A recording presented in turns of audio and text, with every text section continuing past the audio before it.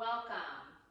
So we've just finished our 10 ingredient series on a healthy, lasting relationship.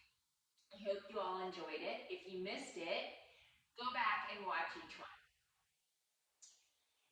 Today, I'd like to talk about what a toxic relationship looks like.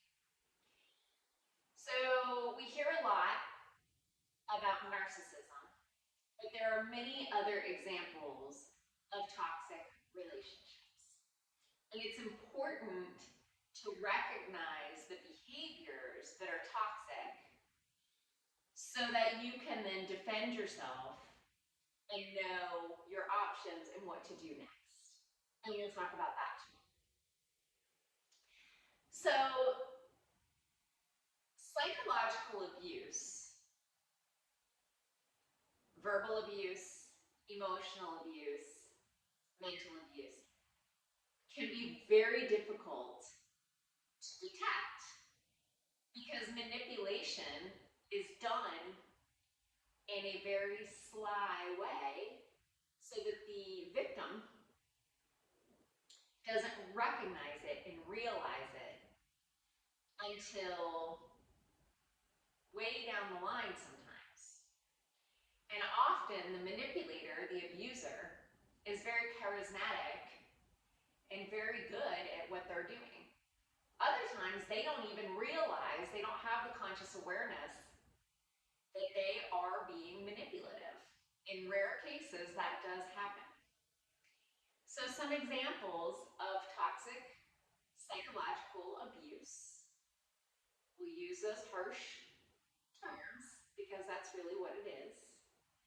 Or stonewalling, which is shutting down and not talking to your partner. The silent treatment. Gaslighting. Gaslighting can be difficult to understand, and I'll do an entire segment on just what gaslighting is. But it's basically crazy making. It's making your partner not understand what's going on. And then there's passive aggressiveness, slamming doors. I'll talk about that later on too. Projection. Flipping the script, making your partner feel like they're the one doing something wrong. Name calling, that one's pretty obvious. Guilt tripping. Then there's flattering and love bombing. Pulling the partner in and then pushing them away is what usually happens in a manipulative situation. Lying, deceit. And what happens with all these things in a toxic, psychologically abusive relationship is, people wonder why the victim stays so long.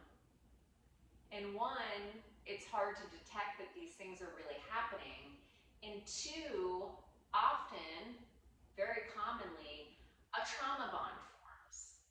And trauma bond is very hard for people who haven't experienced it to understand.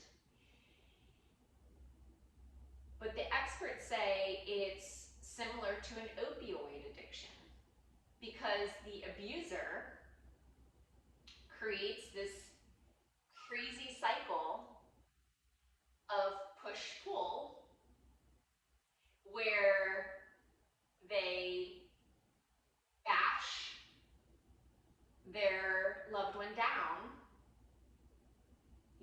through stonewalling, gaslighting, negative behaviors. But then they love bomb them and compliment them and take them out on a lovely date or bring them flowers and maybe even apologize.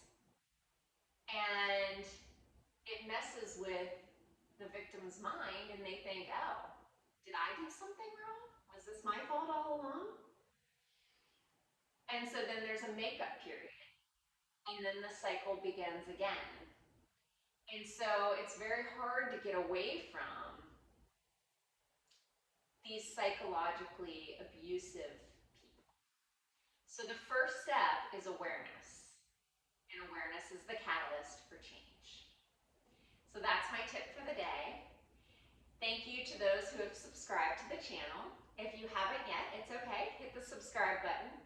Hit that thumbs up like button. Let me know if you like the content. And comment below and let me know what other information that you would like to know about. Join me tomorrow and I'll talk about how to get out of these toxic webs and move on to create the good life, the life that you love. Thank you so much for being here. You are amazing.